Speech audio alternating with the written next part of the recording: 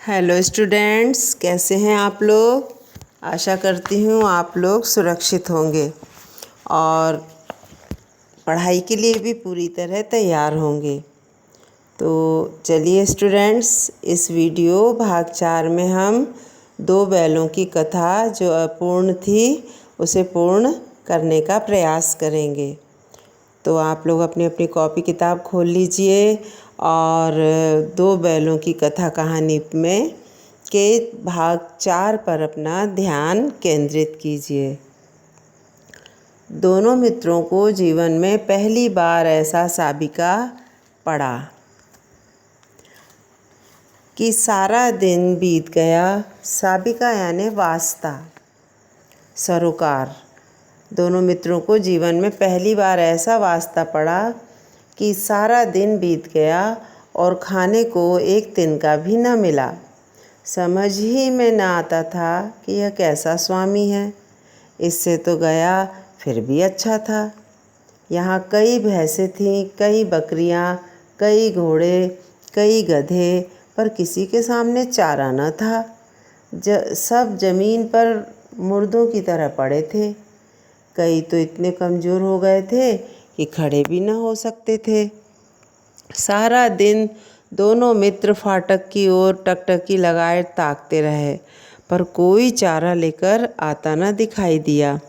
तब दोनों ने दीवार की नमकीन मिट्टी चाटनी शुरू की, पर इससे क्या तृप्ति होती। रात्रि को भी जब कुछ भोजन न मिला तो हीरा के दिल में विद्रोह की ज्वाला दहक उठी। मोती से बोला, अब तो नहीं रहा जाता मोती। मोती ने सिर लटकाए हुए जवाब दिया, मुझे तो मालूम होता है प्राण निकल रहे हैं।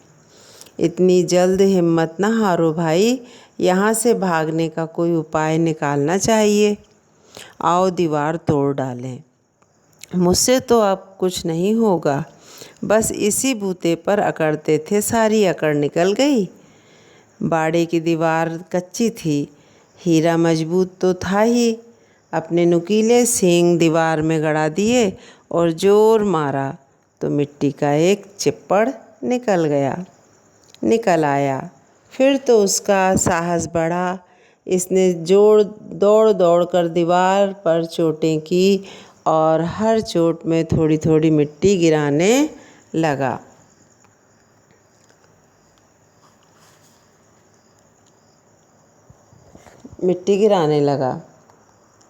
थोड़ी थोड़ी उसी समय कांजी हाउस का चौकीदार लालटेन लेकर जानवरों की हाजिरी लेने आ निकला। हीरा का उजड्डपन देखकर उसने उसे कई डंडे मार दिए और मोटी सी रस्सी से बांध दिया। मोती ने पड़े पड़े कहा, आखिर मार खाई, क्या मिला। अपने बूते भर जोर तो मार दिया। जितनी शक्ति थी उतनी ताकत तो आजमा ली। ऐसा जोर मारना किस काम का कि कोई बंधन में पड़ जाए। जोर तो मारता ही जाऊंगा, चाहे कितने ही बंधन पड़ते जाएं। जान से हाथ धोना पड़ेगा, कुछ परवाह नहीं, यूँ भी तो मरना ही है। सोचो, दीवार खुद जाती तो कितनी जानें बच जाती। इतने भाई यहाँ बंद हैं, किसी की देह में जान नहीं है। 2-4 दिन और यही हाल रहा तो सब मर जाएंगे। हाँ, यह बात तो है।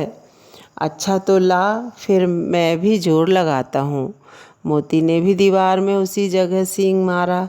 थोड़ी सी मिट्टी गिरी और फिर हिम्मत बढ़ी।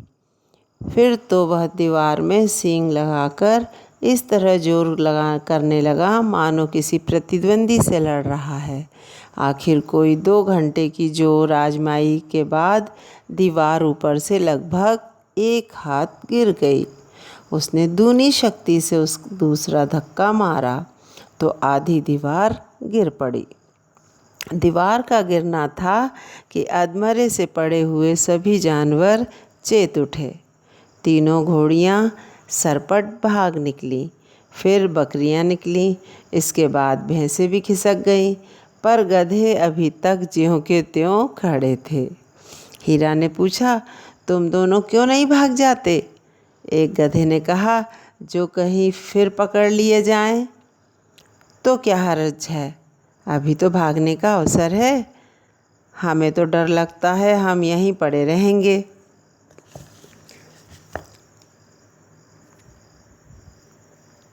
आधी रात से ऊपर जा चुकी थी। दोनों गधे अभी तक खड़े थे। खड़े सोच रहे थे कि क्या भागें या न भागें, और मोती अपने मित्र की रस्सी तोड़ने में लगा हुआ था।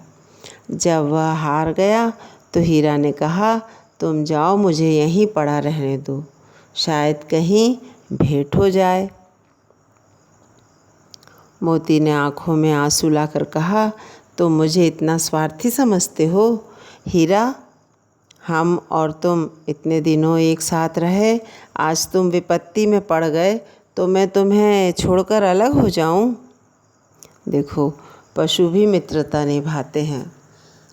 मोती हीरा से कह रहा है कि मैं विपत्ति में तुम्हारा साथ नहीं छोड़ सकता, इसे सच्चा मित्र कहते हैं। हीरा ने कहा, बहुत मार पड़ेगी, लोग समझ जाएंगे यह तुम्हारी शरारत है। मोती गर्व से बोला, जिस अपराध के लिए तुम्हारे गले में बंधन पड़ा, उसके लिए अगर मुझ पर मार पड़े तो क्या चिंता। इतना तो हो ही गया कि 9-10 प्राणियों की जान बच गई। वे सब तो आशीर्वाद देंगे। मोती को देखो कितना भरोसा था। बोले 9-10 प्राणियों की जान बची है तो वे आशीर्वाद देंगे, और आशीर्वाद देंगे तो हमारे भी प्राण बच ही जाएंगे। यह कहते हुए मोती ने दोनों गधों को सींगों से मार मार कर बाड़े के बाहर निकाला और तब अपने बंधु के पास आकर सो गया। भोर होते ही मुंशी और चौकीदार तथा अन्य कर्मचारियों में कैसी ही खलबली मची, इसके लिखने की ज़रूरत नहीं। बस इतना ही काफ़ी है कि मोती की खूब मरम्मत हुई और उसे भी मोटी रस्सी से बांध दिया गया। 1 सप्ताह तक दोनों मित्र वहाँ बंधे पड़े रहे। किसी ने चारे का एक तृण भी न डाला। हाँ, एक बार पानी दिखा दिया जाता था, यही उनका आधार था। दोनों इतने दुर्बल हो गए थे कि उठा तक न जाता था। ठठरियाँ निकल आई थीं।